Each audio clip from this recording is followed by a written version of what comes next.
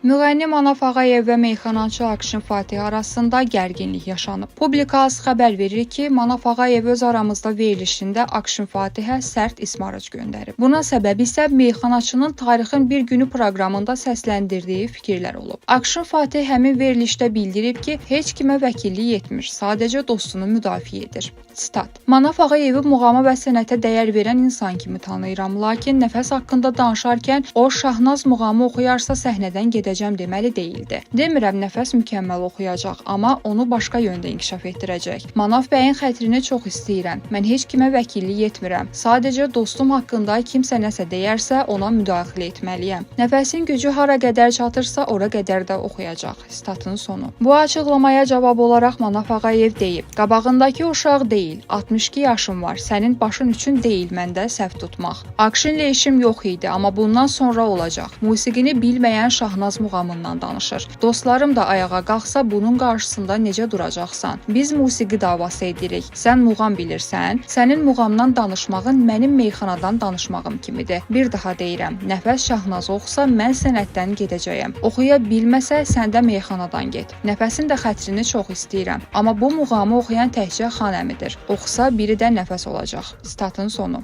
Akşin Fatih də müğənninin sözlərinə cavab verib. Stat: O efirdə çox başından yuxarı danışıb. Manaf Ağayev deyib ki, Akşinə Şahnaz muğamı oxutduracağam. Mən də sənə səhərə qədər Əruz bəhrində meyxanada edirdəcəyəm. Yaşına və sənətinə hörmətlə yanaşıram. Qaldı ki, mənimlə işinin olmasına o da olacaq. Efirdən sonra da zəng vurdum, danışdıq. Bundan sonra bu mövzu nə efirdə, nə də başqa yerdə müzakirə olunsun. Özüm oturub onunla üz-üzə danışacağam. Statın sonu.